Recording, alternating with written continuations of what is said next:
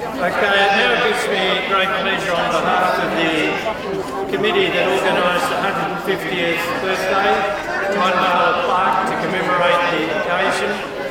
And before I do that, I'd just like to say how pleased we are for the crowd that rolled up today to look at the parade. It's probably one of the best parades ever held in Warracknabeal, and we certainly appreciate the attendance that turned up today. And also to the people who put floats in and participated. Now, a little bit of luck, I'll take the cover off the plaque.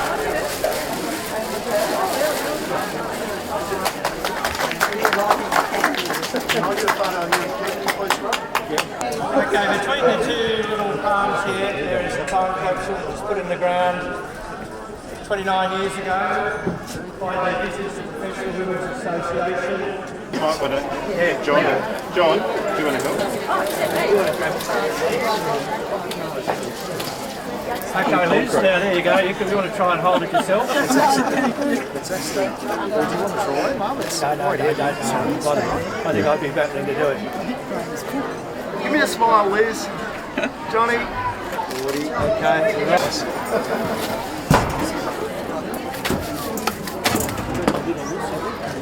So that should just come off, right?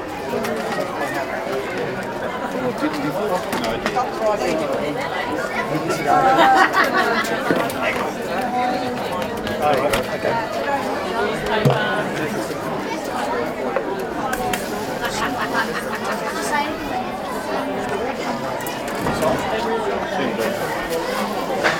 Okay, now the time capsule's got out of the ground with a little bit of heavy lifting. I'm going to present the contents of the time capsule to the Business Professional Women Association ladies at the time. It's Audrey Hoffman's going to accept it on their behalf, and Audrey's got a few words that she'd like to say on receiving it.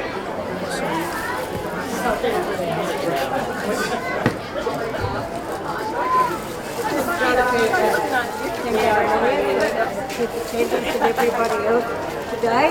Thank you for spending this time with us. The capsule was buried in 1988 in the bicentenary of Victoria, and it was done by the Warracknabeal Business and Professional Women's Club, and it was a club which was formed in 1963, but because of lack of interest from members, we closed in about 1999. One of the many projects that the club had during those years was a welcome newcomer night to welcome newcomers to the Warracknabeal district. But among the items buried in this capsule was a 37-cent postage stamp. And now, 29 years later, that same similar stamp would cost us $1. Other items include the Railway Centenary Celebration, Warracknabeal Centenary Records, and the report of the United Church Fire in 1986. The time that the capsule was buried by the then Warracknabeal Shire President around John McIntyre, his wife Elizabeth with us, his son John, and the rest of the family that spent time with us. So I just think it would be fitting to ask our Councillor Massey to take a look down this time capsule, and the idea now is to donate all those objects in the to donate them all to the Warracknabeal Historical Centre so that they're there for the members.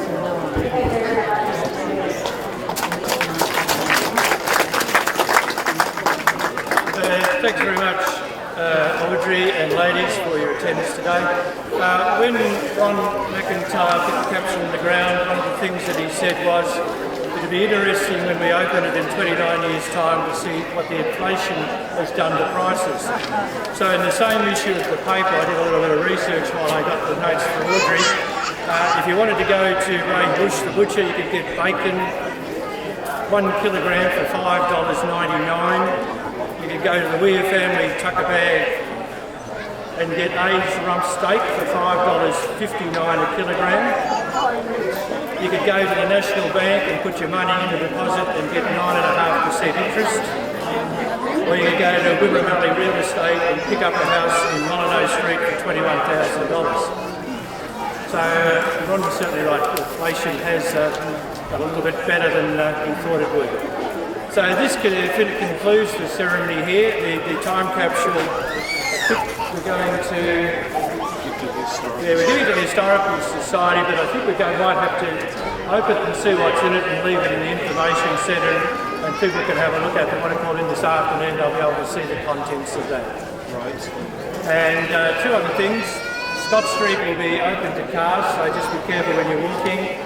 And sometime over the weekend, the 150th committee are going to put a time capsule together, and we're going to bury it for the people who open 200. And hopefully some